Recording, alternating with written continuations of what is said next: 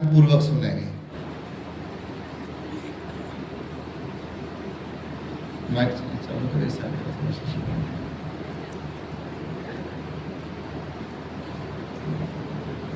चालू नहीं करते अरे जाता है नीचे इस पर चालू ऐसा दबाइए ऊपर से आपने इसको थोड़ा सा दबो बस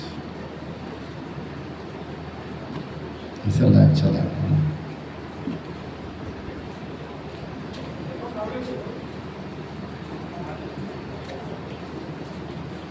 बैठे बैठे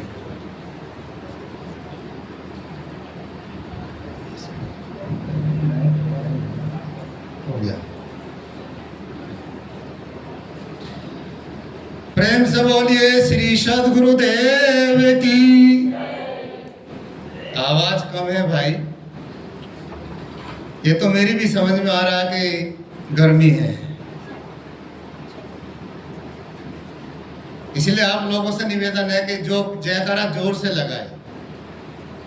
बोलिए सद्गुरुदेव की। महंत श्री जवाहर साहेब की। अजन तिमिरंद से जाना अंजन सला गया शर्सुन मिलितम येना तस्मै श्री गुरुवे नमः। तस्मै श्री गुरुवे नमः। अद्य पारक के प्रकाशी संत सम्राट सतगुरु कबीर साहब जी, सतगुरु कबीर केवल्य आश्रम के संस्थापक परम पूज्य महंत श्री जवाहर साहब शास्त्री जी, इस मंच पर उपस्थित त्याग तपोनिष्ठ मूर्ति परम आदरणीय श्री गुरुशील साहब जी, श्री मनोहर साहब जी, श्री रमन साहब जी और मेरे बाजू में बैठे 92 years old डिसेंट परम आदरणीय बुजुर्ग संत, नाम तो मैं नहीं जानता साहब का, विवेक साहब जी, और अथक प्रयास, अथक मेहनत और इस कार्यक्रम के आयोजक हमारे आत्मस्नेही धर्मराज जी, उनको और उनके परिवार को खूब खूब शुभ आशीर्वाद। उनकी अर्धांगिनी बहन विद्यावती जो इस कार्यक्रम को सहयोग कर रही है, और मेरे पीछे बैठे जिन्होंने अब तक चंद्रशेखर को नहीं देखा तो टोपी पहन के पीछे बैठे चंद्रशेखर जी जो विद्यार्थियों को लेकर के आए हैं, बड़े सुशील और सज्जन हमारे कुशल संचालक राजकुमार जी, वंदनीय प्रातस्मरणीय पूज्य संत समाज, सुदूर से पधारे श्रद्धालु व सज्जनों, शक्ति भक्ति स्वरूपा ममतामयी माता व बहनों, और भानपुर ग्राम से आए इस अंधेरे में प्रकाश करने वाले हमारे परम स्नेही रोशनलाल जी, आप सब लोगों को इस संत समाज की ओर से खूब खूब शुभ आशीर्वाद है। आप लोग का जीवन सबका मंगल में हो, आनंद में हो और मंगलता के साथ में परिपूर्ण हो। आइए मैं कुछ दो विचार आप लोगों के समक्ष रखता हूं। हमारे पूज्य महंत श्री जवाहर साहब जी से मेरी मुलाकात मुंबई में सन 2006 में ग्रांट रोड कबीर आश्रम में हुई, क्योंकि साहब जी का जन्मदिन भी है और साहब जी का सत्संग का दिन भी है, उनमें स्मृति भी है।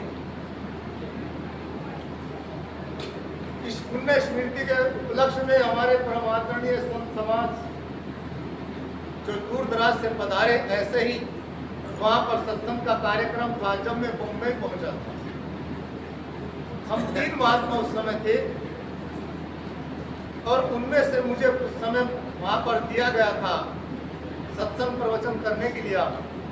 साहब को यह विचार अच्छा लगा और उन्होंने मुझे उस समय 3 दिन अपने पास रोका था। उस समय यहाँ पर कुछ जमीन ले चुके थे, आश्रम का कार्यक्रम कुछ करने वाले वोल्टेज डाउन है और उन्होंने अपनी अथक मेहनत और प्रयास के द्वारा आप सब लोगों के कल्याणार्थ हेतु इस आश्रम का निर्माण किया और हम सब लोग को एक संरक्षण दिया।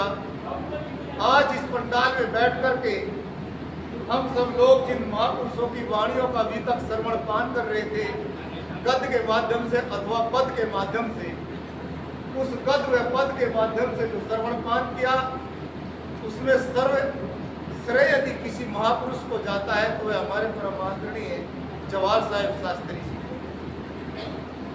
उनकी कृपा दृष्टि से ही यह सत्संग का कार्यक्रम जा रहा। सज्जनों, सतगुरु कबीर की एक चौपाई आती है। सतगुरु कबीर कहते हैं, आया है सो जाएगा, राजा रंग फकीर, एक सिंहासन चढ़ चले एक बंदे जात जंजीर। जो आया है यह निश्चित है, उसको जाना पड़ेगा। इसका अर्थ यह भी है दूसरा कि जिसका जन्म होता है उसको मृत्यु तक जाना पड़ता है। लेकिन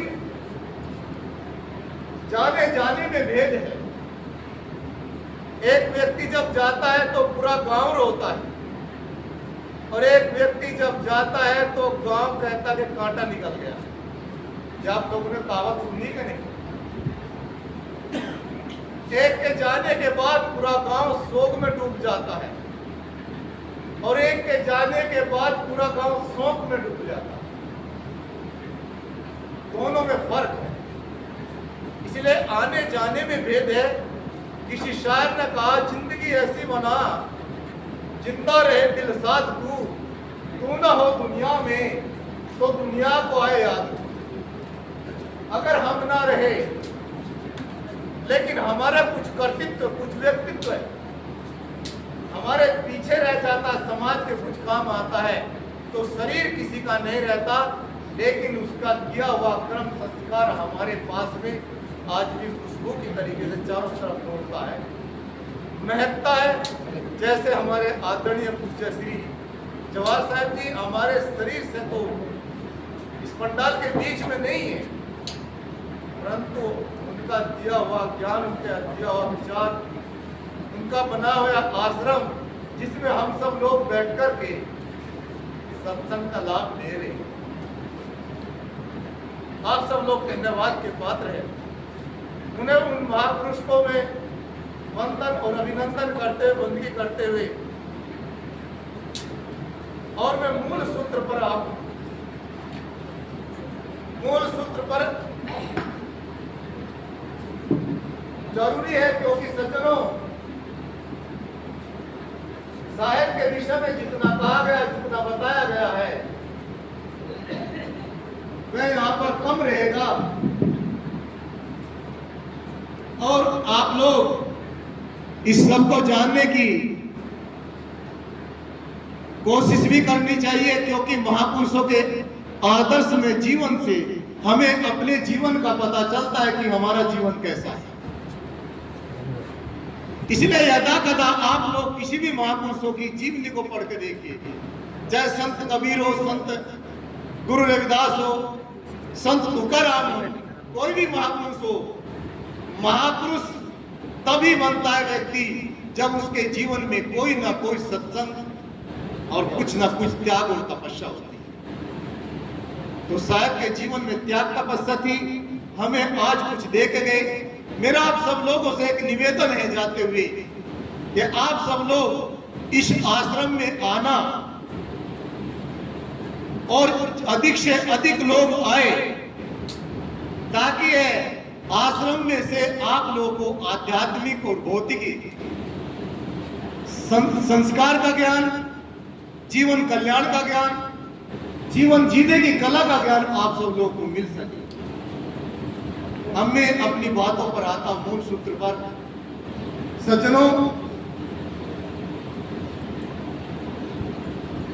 यह संसार अनादि और अनंत है। इस अनादि और अनंत जगत में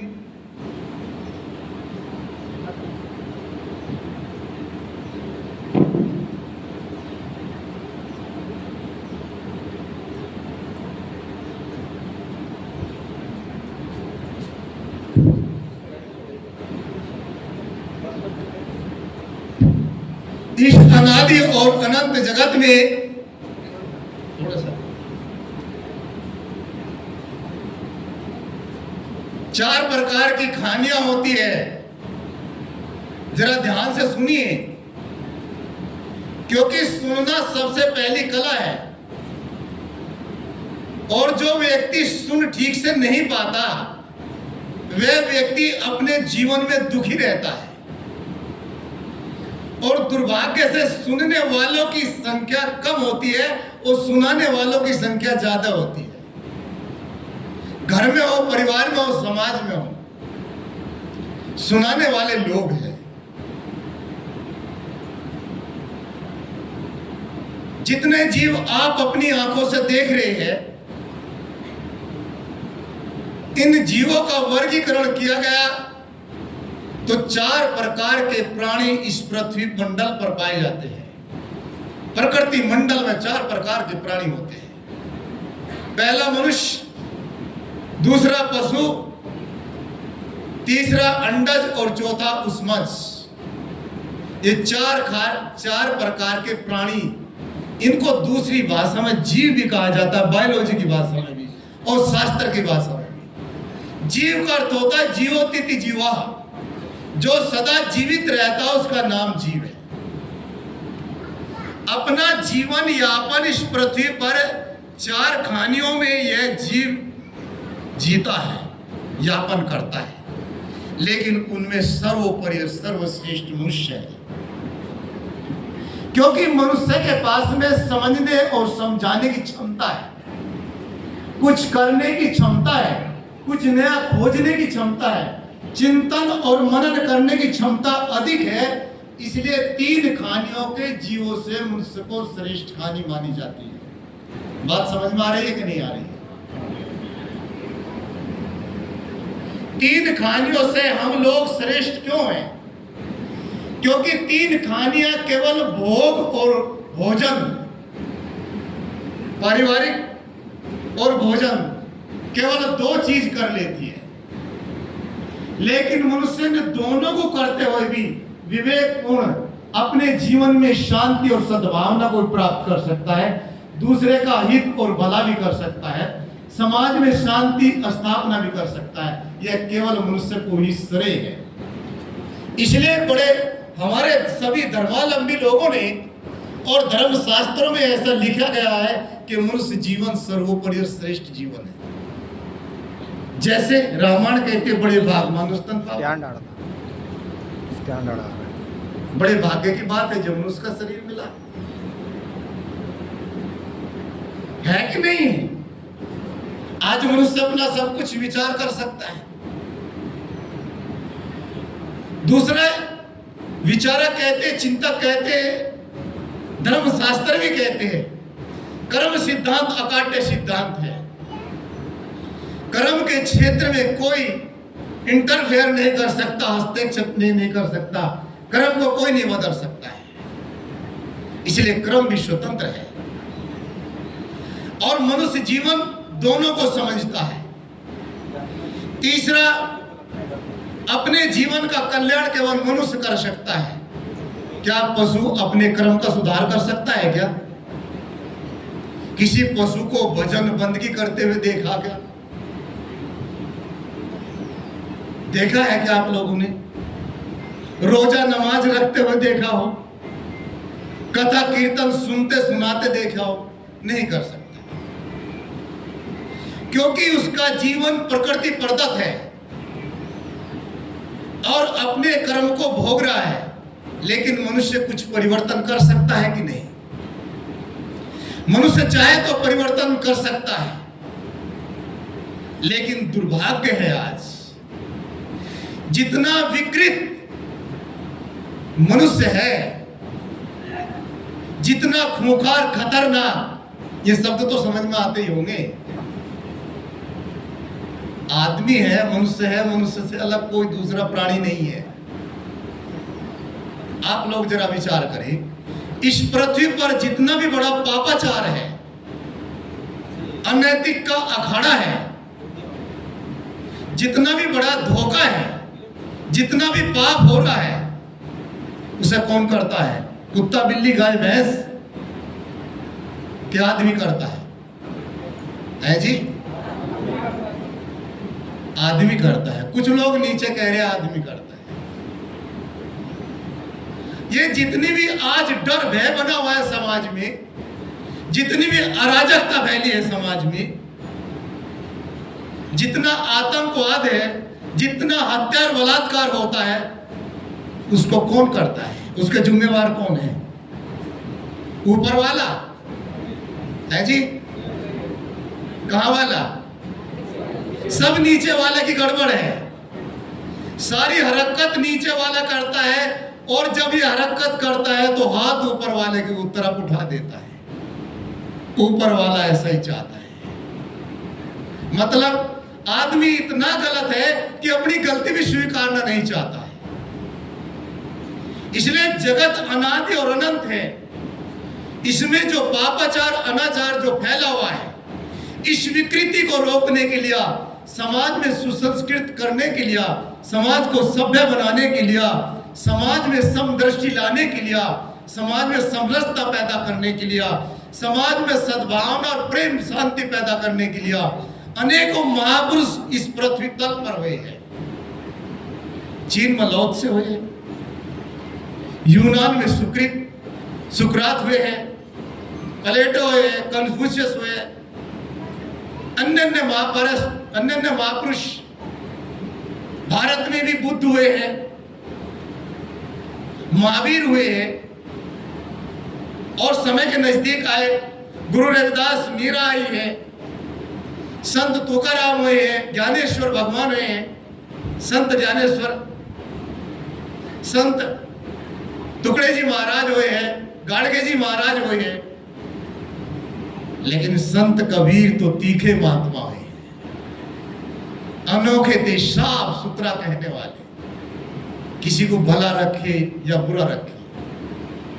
कबीर कानी काऊ ना राखी, कबीर किसी का पक्ष नहीं रखते थे।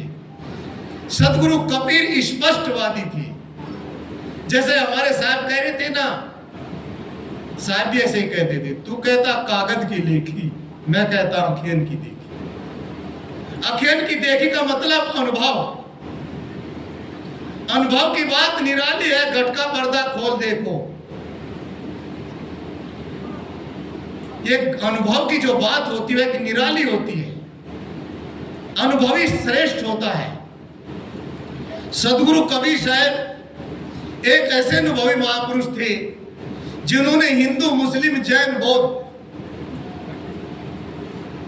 उस समय जितने भी भारत में धर्म थे, संप्रदाय और मजहब थे, जहां भी मनुष्य उलझा हुआ था, उसकी उलझन को सुलझाने की पूरी कोशिश करी। और सीधा कहा है, लोगा तुम्ही मति के बोरा, तुम लोग मति के बोरा हो। मति कहते बुद्धि, बोरा कहते पागल। किसी आदमी की ऐसी भाषा हो सकती है क्या? इसलिए कबीर साहब को मानने वालों की भीड़ भाड़ बहुत है, जानने वाले बहुत कम हैं। हमारे यहाँ हरियाणा में, मैं हरियाणा में ही रहने वाला हूं। आप लोग कभी आना भी, हमारे परम आदरणीय गुरुशील साहब मेरे पास रहे थे, बहुत सीधे सरल संत है, सज्जन है। मेरे पास में कुरुक्षेत्र है, हरिद्वार है, सुंदर प्लेस है जो मन भाव पर प्रकृति का प्रभाव डालता है, देखना चाहिए। मैं आप लोग को आमंत्रित करता हूं कि 3 और 4 अक्टूबर का वहां कार्यक्रम भी होता है। आप सब लोग भाई बहन संत गुरुजन सब पधारे। पास में हरियाणा है, हरियाणा में चर्चा चलती है, एक रामपाल महाराज है। मैंने खुद सुना आई एम गॉड, वे कहते मैं ही परमात्मा हूं। तत्वदर्शी इस पृथ्वी पर कोई दूसरा साथ नहीं है। अब आप जरा विचार करके देखिए, इतना समाज विकृत हो रहा है। और मैं आप लोगों से एक बात और कंफर्म कर देता हूं, भारत में जितना अत्याचार होता है, हत्या होती है, बुरा कर्म कुकर्म होता है, इतना वर्ल्ड के किसी भी दुनिया के किसी भी देश में नहीं होता है। जबकि हमारी भूमि को तपोभूमि कहा जाता है, हमारी भूमि को देवभूमि कहा जाता है, हमारी भूमि को भगवान की भूमि कहते हैं। लेकिन फिर भी इतना पापाचार यहाँ के लोगों में भरा पड़ा। क्यों? क्योंकि हमने सही लोगों की संगति करी नहीं, सही महापुरुषों को समझा नहीं, उनके विचारों पर हम लोग चले नहीं हैं। इसलिए नाम खाली ले लेते हैं। हमारे कबीर पंथी भी नाम ले लेते हैं, सतनाम बोलिए जय विधि राखे साहब ताई विधि रहिए। नाम का अर्थ होता है बोध। बोध कीजिए, जानिए, समझिए, अपने जीवन में उतारिए। जब तक हमारे जीवन में नहीं उतरेगा तब तक हमारे जीवन का कल्याण नहीं हो सकता। अच्छा, मैं आप लोगों से बता देना चाहता हूं, विकृति पैदा कहां से होती है? क्या मां के पेट से जन्म लेकर के बच्चा कोई विकृति लाता है क्या? दुराचारी होता है क्या? पापाचारी होता है क्या? अनाचारी होता है क्या? रिश्वतखोर होता है क्या? बदमाश होता है, डकैत होता है क्या? नहीं होता ना। ये कहां से सीखता है आदमी? कहां से आती है? ध्यान रखिए, 2 जगह से आदमी का जीवन का पतन और उत्थान होता है। रमैनी 44 में सदगुरु कबीर साहब अपनी विचार रखते हैं। सदगुरु साहब कहते हैं 44वीं रमैनी में,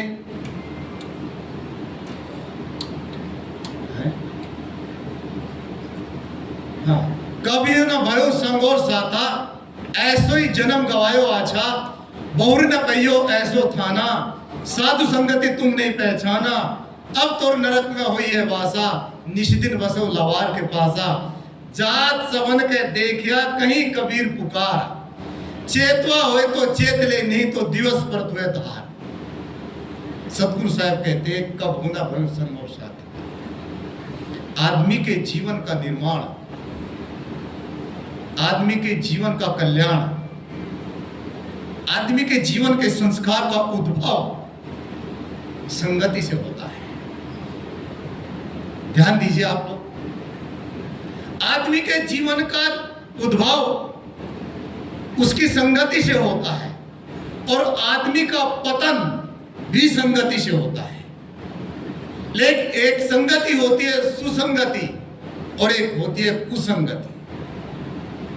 कुसंग से आदमी के जीवन का पतन है और सुसंग से आदमी के जीवन का निर्माण है। जो ये महापुरुष अगर मुझे ना मिलते, इन संत गुरुजनों का आशीर्वाद मेरे ऊपर ना होता, तो शायद इनकी सुसंग ना मिलती, तो शायद मैं आप लोग के बीच ना आ पाता।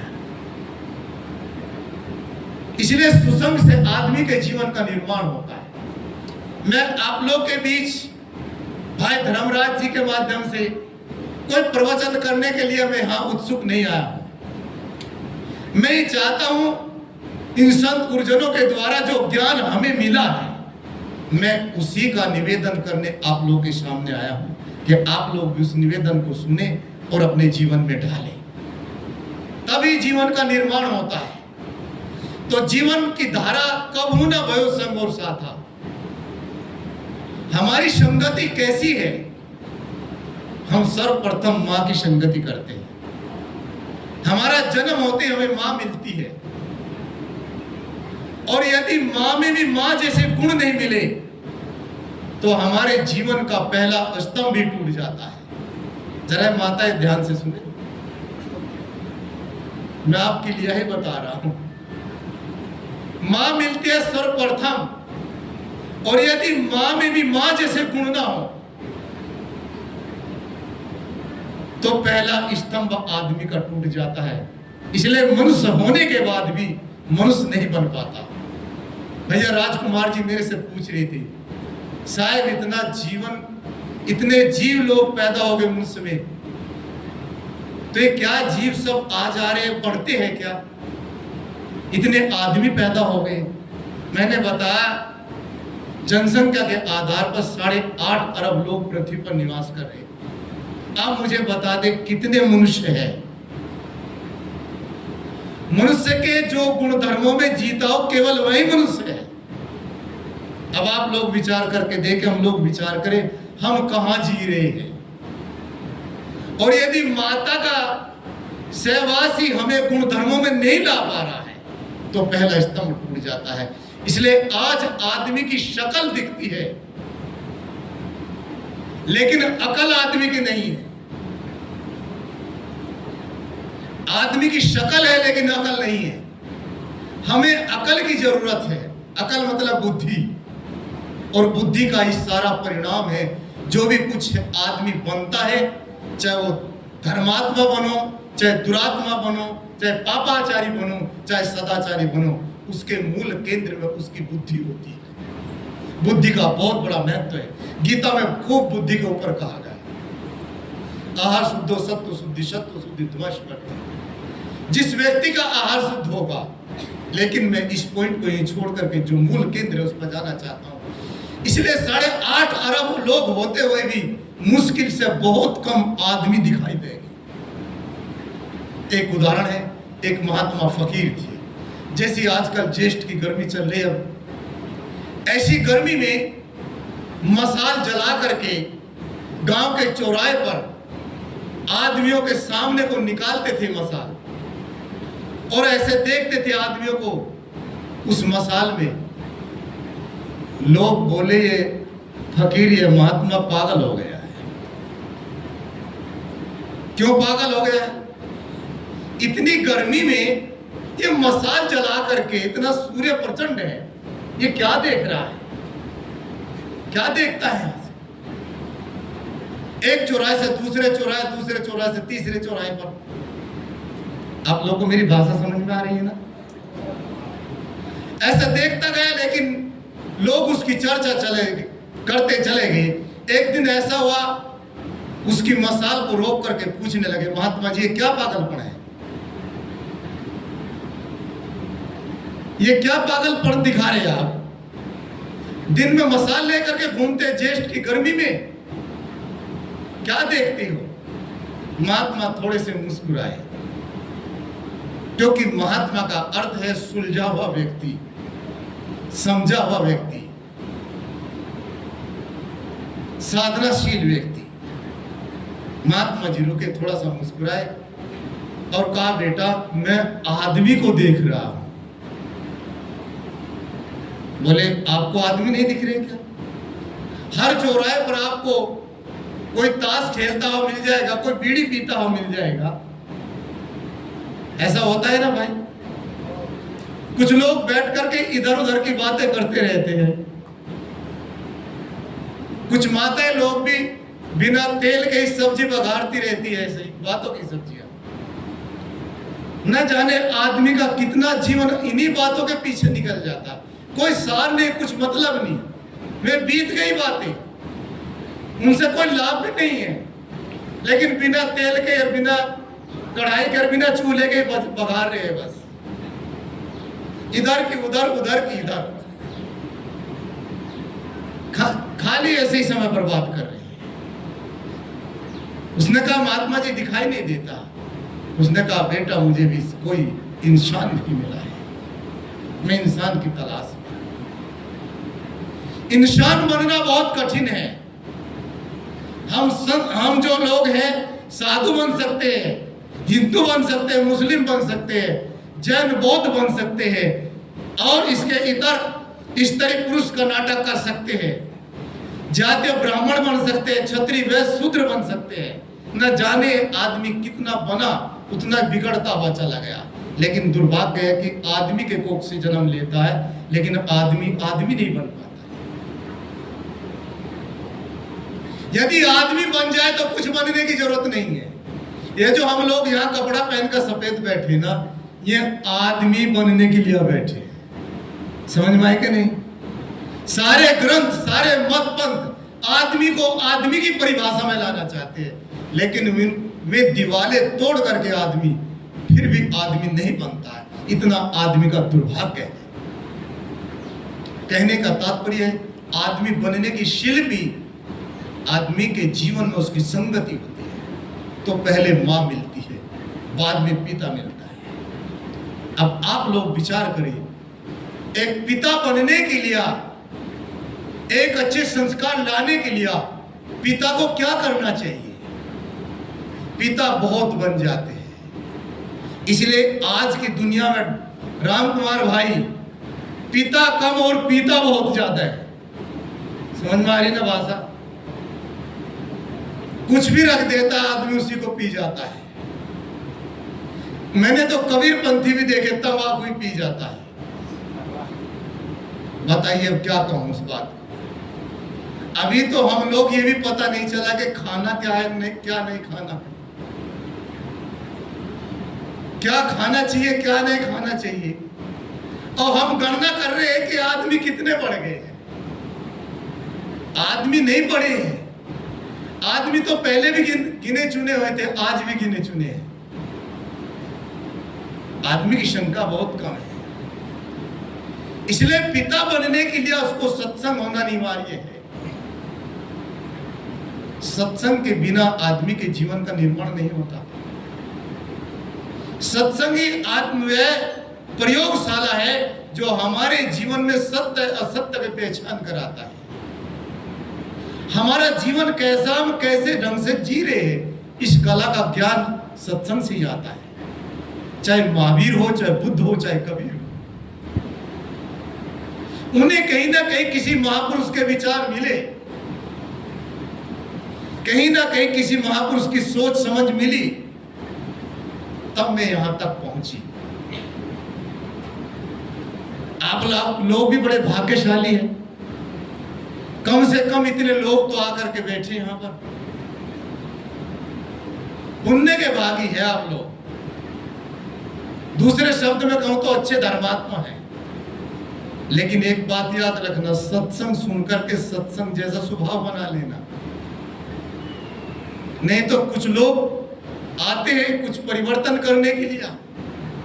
हमारे महात्मा लोग कहते हैं कि सत्संग में आके मन को कुछ परिवर्तन करना चाहिए। लोग मन का तो परिवर्तन नहीं करते, लेकिन चप्पल जूतों का परिवर्तन जरूर कर लेते हैं। जिस पर ठीक से मिलेगा वही पहन के चलती है। इसलिए आदमी के जीवन की विकृति नहीं हटती है। विकृति को हटाने के लिए, हमें सुसंस्कृति में लाने के लिए सत्संग अनिवार्य है। सत्संग भी दो प्रकार का होता है। एक जो प्रवचन के माध्यम से विचार दिए जाते हैं, सत्संग होता है। दूसरा गुरु और शिष्य सामने बैठ करके शंका समाधान, उसको संवाद हमारे यहाँ कहा जाता है। जैसे काक बसुंडी का संवाद होता था, महादेव और पार्वती का संवाद होता था, राम और लक्ष्मण और सीता का संवाद होता था। ये लोग बैठ करके सत्संग करते थे। हम लोग तो, और भगवान श्री कृष्ण का और अर्जुन का संवाद होता था। हम लोग तो बैठते ही नहीं अपने बड़ों के सामने, गुरु के सामने या संत के सामने, या आपस में चर्चा नहीं करते। हो सकता होगा तो घर में एलसीडी वगैरह खोल देते होंगे, इधर उधर के समाचार सुन लेते होंगे, मोबाइल लेकर के बैठ जाते होंगे। इस मोबाइल का भी इतना बड़ा आतंक है कि प्रत्येक आदमी का दिमाग हैंग कर रखा है। जब देखो तब चालू है। इसकी चपेट में सब आए, और विदेश की राजनीति है यहां के लोगों को व्यसन पे लगाना और मोबाइल पर लगाना। विदेशी लोग इसको इतना पसंद नहीं करते। थोड़ी देर देखा, कुछ विचार करा और छोड़ देते, क्योंकि ये तो खुद बनाते हैं। और हमारे देश के लोग ऊपर सरकाले में लगे वीडियो, न जाने कैसी कैसी वीडियो डाल देते हैं जो देखने सुनने योग्य जैसी नहीं है, सारे संस्कारों को धूमिल करता है। इसलिए हमें ये भी कुसंग है, सुसंग नहीं है। कुसंग का अर्थ ये नहीं कि हम शराबी कबाबी की संगति कर बैठे, अपना मन भी कुसंगित बन जाता है जब हम कुचिंतन और कुविचार करने लगते हैं। इसलिए भूलकर कुसंग में जाया न कीजिए, कभी भी कुसंग में जाना नहीं चाहिए, नहीं तो बना हुआ जीवन बर्बाद होता है। तीसरा मूल केंद्र होता है आदमी का, उसका समाज, उसका परिवार, जहां से उसको संस्कार मिलते हैं।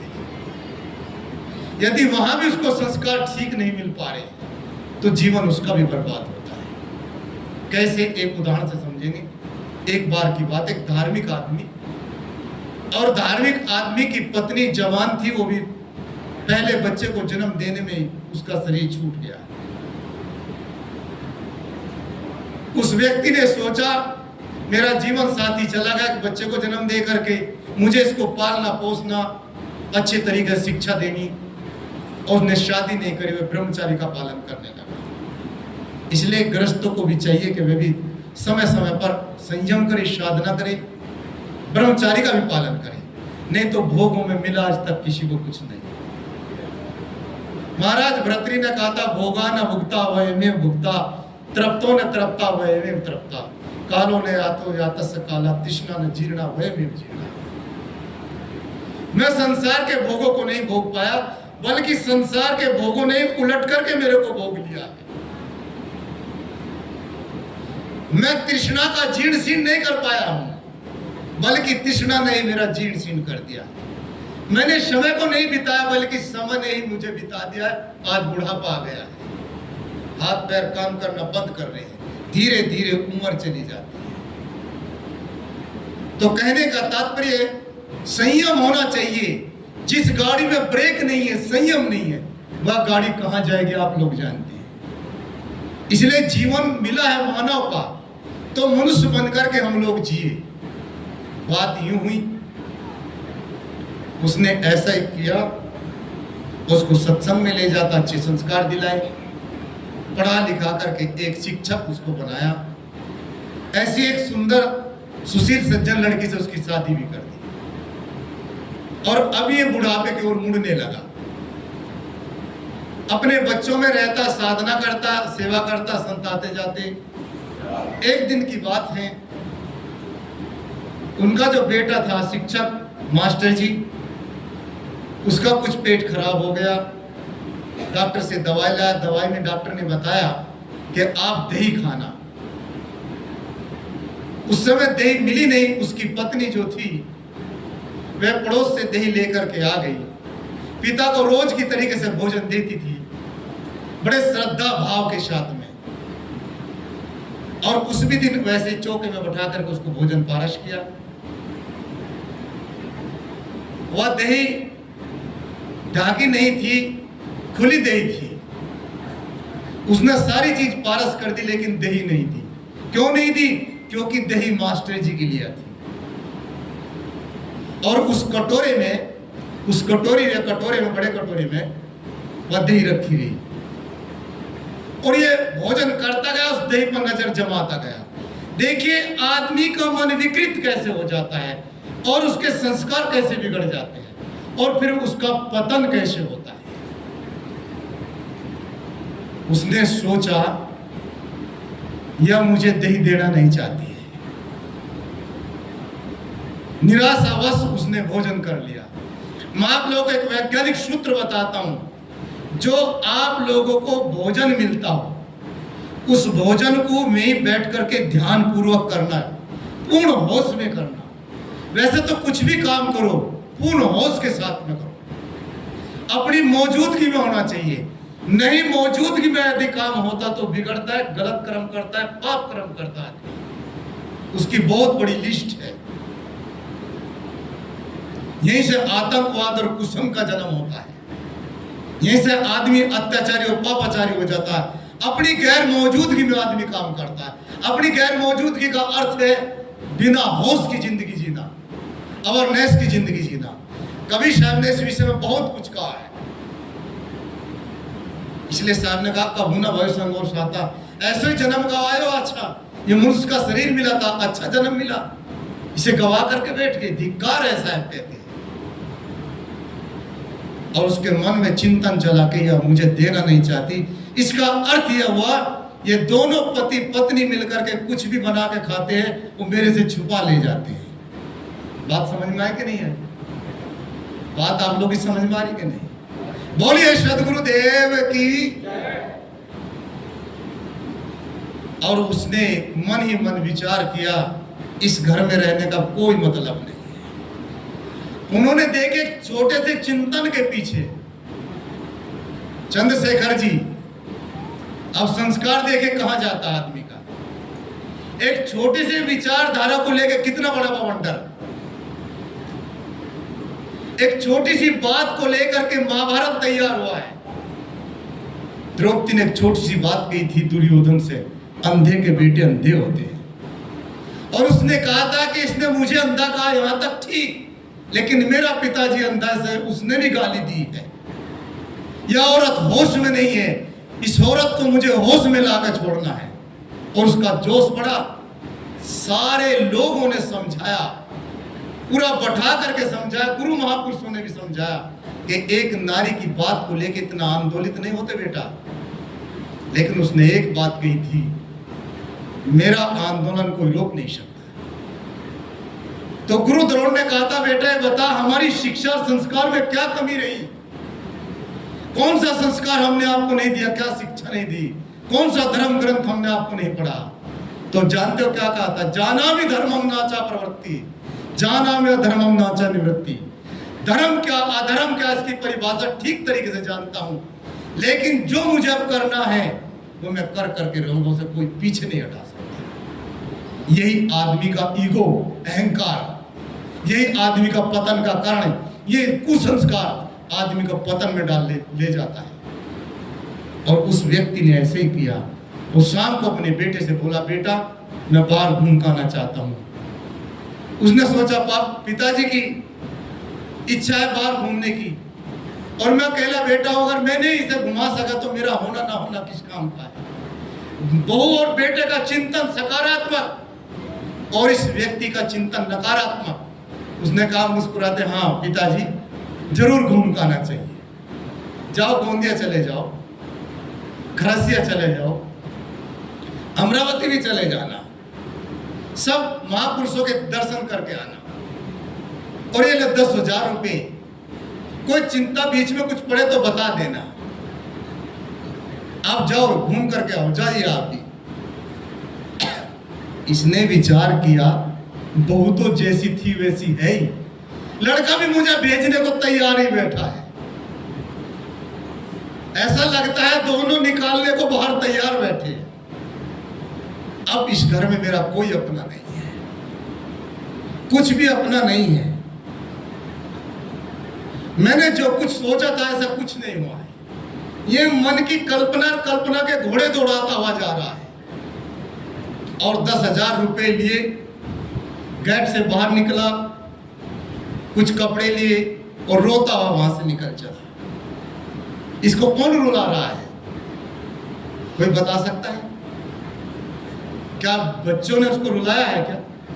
बच्चों की ऐसी भावना है, लेकिन मन के पीछे कुसंग बंधी है। बाहर तो कुसंग मिलेगी ही, मैं दावे के साथ कहता हूं स्टेज से नीचे चली आ, कुसंग ही कुसंग है। इसलिए तो आदमी सत्संग में नहीं आता, संतों की सेवा नहीं कर पाता, दान पुण्य सेवा सत्कार नहीं कर पाता है, और चला गया बंबई जैसे शहर में। कुछ समय रुका, रुकने के बाद चिंतन किया, विचार किया, और क्या विचार किया? उसने एक लेडी से, 26 साल की लेडी से शादी कर ली,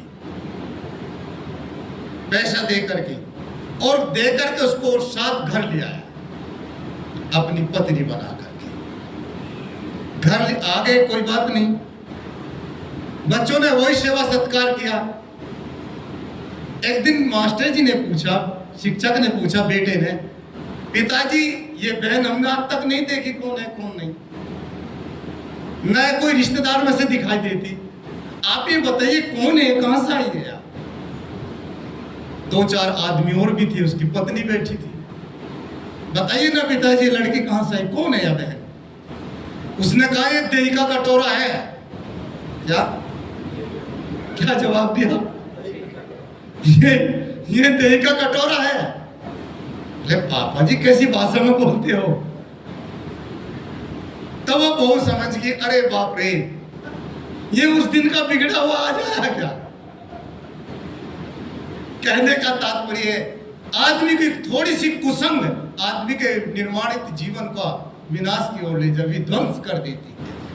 ऐसा ही हमारा और आपका जीवन है, क्योंकि कब न भय संघर्ष आता, हम संत महात्माओं की संगति नहीं करते, और जो करते हुए तो धन्यवाद के पात्र है। ऐसो ही जवनम गवायो अच्छा, बौरी ने पहियो ऐसो थाना, साधु संगति तुम नहीं पहचाना। साहब कहते साधु संत महात्माओं की संगति तुम नहीं पहचानते। आज तो पूरा भारत साधु पर उंगली उठाता है, कहते साधु तो ऐसे होते हैं, साधु वैसे होते हैं, साधु जेल में रहते हैं।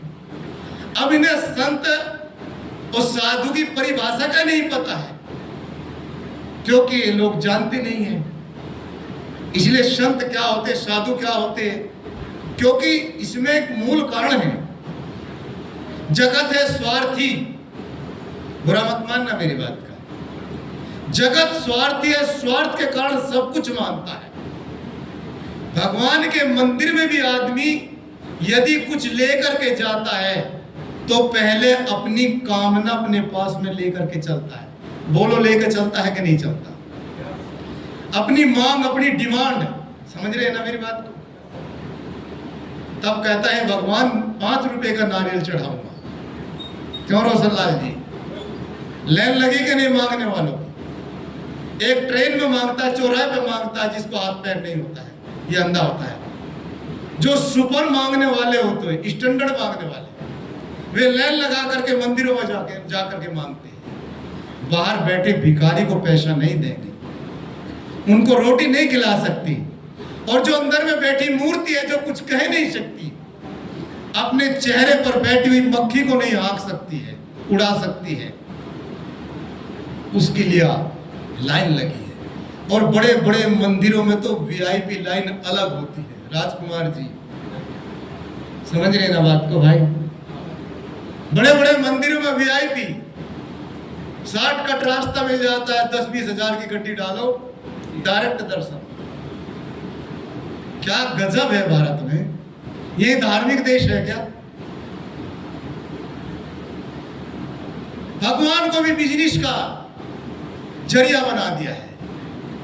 जाने वाले मांगने वाले भी इतने चतुर चालाक हैं, मेरे बेटे की सर्विस लग जाए, इंजीनियर हो जाए, शादी हो जाए, है नहीं, बहू पे एक बेटा ही हो जाए। एक कहानी याद आ गई, एक हनुमान जी से मांग रही थी, दोनों जोड़ा, लड़का लड़की। लड़के ने पूछा क्या मांगा? लड़का कबीरपंथी था, वो कुछ मांगा नहीं, हाथ जोड़ के ऐसे चल आया। लड़के की बात को रखते हुए लड़की ने कहा मैं तो एक प्यारा सा बेटा मांगा। लदत तेरी की, ये ब्रह्मचारी आदमी, ये तो सोच, तो मांग क्या रही? ये ब्रह्मचारी आदमी बेटे लेकर बैठा है क्या? महात्मा को कहते हैं गुरुजी आशीर्वाद दे दो, कोई बेटा हो जाएगा। लोग स्वार्थी है, स्वार्थ के कारण जो जिनका चरित्रहीनता है, ऐसे लोगों को गुरु बना करके बैठ जाते हैं। और उसी को लोग कायम गोड़ कहते हैं। हद हो गई है। फिर भारत गरत में क्यों जा रहा, विश्व गरत में क्यों जा रहा, जब गोड़ पृथ्वी पर है? ऐसे लोगों को नहीं, आंखें खोलो जरा, थोड़ा अपनी आंखों से देखो। इसलिए मैंने कहा था कि जगत अनादि और अनंत है शुरू में, अपनी आंखों से देखो। लेकिन आदमी अपनी आंखों से नहीं देखता है, दूसरे का प्रमाण लेकर के चलता है। इसलिए कवि साहब कहते, तू कहता कागज की लेकी, मैं कहता अखियन की लेकी। बौर ने कही ऐसा था ना, साधु संगति तुम नहीं पहचाना, अब तो हो ये नरक में बासा। नरक कहीं अलग नहीं है, नरक है मन की मलिनता, नरक है शरीर की मलिनता। मन नरक है मन का कुचिंतन। एक महात्मा ने लिखा नरक कहा, नरक क्या, घोर निजदेही, अपना शरीर नरक है। क्योंकि भाई दोनों टाइम आप लोग बाथरूम लैट्रिन में हम सब लोग जाते ही हैं, नरक ही तो भरा पड़ा है इसमें। लेकिन फिर भी लोग कितने दीवाने हैं, चेहरे पे पॉलिश करा लेते हैं, मूंछें सेट करा लेते हैं, न जाने क्या क्या करा लेते हैं, और गाने भी ऐसे ऐसे बना लेते हैं। तुम कहने का तात्पर्य है कि आदमी का कितना नैतिक पतन है। घोर निज देह अपने शरीर से दूसरा नहीं, इसलिए साफ सुथरा रखिए। शरीर माध्यम खुलु सर्व साधना, यह शरीर सब साधनों का साधन है जो सर्वश्रेष्ठ है। इसे साधन के तरीके से रखिए। साधना करिए, दो जगह साधना करिए। पहली साधना है आपको रोटी कपड़ा मकान की आवश्यकता है, उसके लिए धन की आवश्यकता है, तो धन न्यायपूर्ण कमाइए, नीतिपूर्ण कमाइए। दूसरे के धन को, दूसरे के तन को देख करके लोभ नहीं आना चाहिए। कबीर साहब का सूत्र है, जैसा मिलता है देख पराई चूपड़ी मत ललचाए जी। साहब ने सबके लिए सूत्र दिया, क्या अमीर क्या गरीब, क्योंकि यहां हम सब लोग कुछ दिन के लिए आए हैं, फिर यहां से चलना है। अब तो रहोइए नरक में बासा, निश्चिन बसो लवार के पासा। लवार कहिए अपनी स्वतंत्रता, अपनी चेतन आत्मा, अपने तत्व को जानो कि मैं कौन हूं। कभी पूछा आपने मैं कौन हूं? आदमी अपने को नहीं जानता, ऊपर की ओर हाथ उठाता है कि ऊपर वाला सब कुछ जानता है। तो जब ऊपर वाला सब कुछ जानता है तो फिर आप क्या करते हैं? फिर ऊपर वाले के तरीके से क्यों नहीं करते? सारी गड़बड़ सारी हरकतें नीचे वाले करते हैं, बेचारे को ऊपर वाले को सौंप देते हैं। ऊपर कहीं कुछ मिला क्या? ऊपर तो आकाश है, गैलेक्सियां है, कुछ भी नहीं है। ना वो बाहर है कहीं, ना पेड़ पौधों में मिल सकता। वह तत्व आपके घट में बैठा है। गुह्यम ब्रह्मिदम ने मुर्सा श्रेष्ठतम ही किंचित, उपनिषद और महाभारत का वचन है। हृदय रूपी गुफा में वह परम तत्व चेतन अविनाशी सबके घट में विराजमान है। लेकिन उसको हम लोग जानते नहीं। क्यों? उसको आदमी शराब पिलाता है, मांस खिलाता है, गाली देता है, बीड़ी पिला देता है, उसके साथ धोखा करता है। जिस दिन भारत के लोग घट में परमात्मा को देखना शुरू कर देंगे, उस दिन भारत की विकृति उसी समय समाप्त हो जाएगी। लेकिन घट में नहीं देखते, ऊपर हाथ उठाते हैं। भगवान श्री कृष्ण ने गीता में अर्जुन को उपदेश देते समय भी कहा, हृदय से देश तिष्ठति अर्जुना, हृदय निवास में ही, हृदय में ही घट में परमात्मा तत्व चेतन तत्व विराजमान है। और कबीर साहब का तो परमात्मा, कबीर साहब का साहेब तो सबके घट में नहीं है। सुनी सेज न कोई, लेकिन बलहारी वह घट की है जी। 92 साल के जागट पर घट में सेंचुरी मारेंगे, हमको पता है साहब, 100 साल जिएंगे। लेकिन बलिहारी है उस घट की। कब प्रकट होगा? जब हम जड़ और चेतन के बोध को ठीक से समझ लेंगे। यह जगत प्रपंच सारा जड़ है, और जहां तक हमारा मन इंद्रिया दौड़ती है, वह सारी जड़ जगत में दौड़ रही है। और उसके जानने वाला, उसके मानने वाला, उसके करने वाला घट में बैठा हुआ चेतन है। और चेतन को जी के अपने तत्व को समझे। इसलिए किसी के साथ हम कभी गलत नहीं कर सकते। यदि हम गलत सोचते भी है तन से, मन से, वचन से, कर्म से, तो वह उलट करके हमारी साथ वैसा ही होता है। क्योंकि क्रिया की प्रतिक्रिया होती है, एक्शन जैसा होता है उसकी वैसी रिएक्शन होती है। इसलिए हमें अपने जीवन को समझना है। हमें कुछ समय के लिए है, और ये मानव जीवन सर्वोपरि जीवन है। इसमें मनुष्य मनुष्य बन जाए, आदमी आदमी बन जाए, कुछ बनने की जरूरत नहीं है। वह उसकी साधना परिपक्व हो जाती है उस व्यक्ति की, जिसने आदमी बन गया, जिसने साधना कर ली, जिसने आत्मा अनात्मा को समझ करके अपने आप को समझ लिया, अपने आप को जान लिया। और अपने आप को जानना ही साहिब को समझना है, अपने आप को जानना है, परम तत्व को जान लेना है। अन्यथा कोई ऐसा तत्व नहीं आपसे अलग जो चल करके आपके सामने आएगा, और यदि चल करके आता है तो इंद्रियों का विषय हो जाएगा, और इंद्रियों का विषय बनता है तो फिर विषय ठहरता है, वो कोई तत्व नहीं ठहरता। इसलिए रामायण में तुलसीदास जी ने लिखा ना, गो गोचर जहां लग मन जाई, सो सब माया जानो भाई।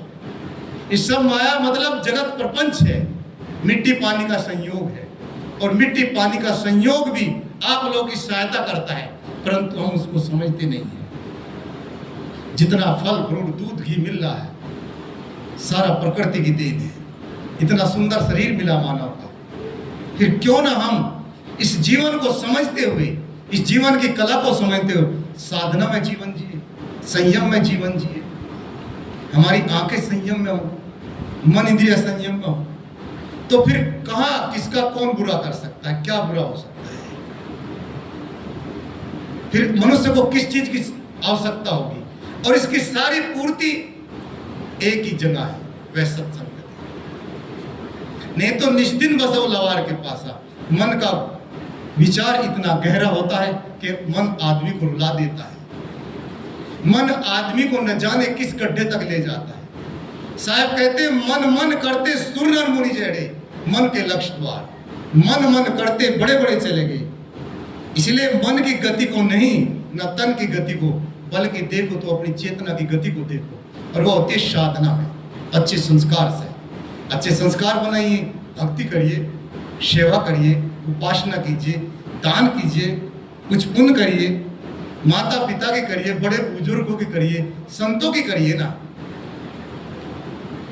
क्योंकि बीजक के अंत में साखी में आया है, किसी ने बीजक पढ़ा हो, जो कबीर वाणी से पूरे वर्ल्ड में प्रसिद्ध है। साहब लिखते, सेवा साधन मन क्रमते यथा भक्ति उर्धार। भक्ति का अर्थ यह है मेरे मन की पवित्रता होनी चाहिए।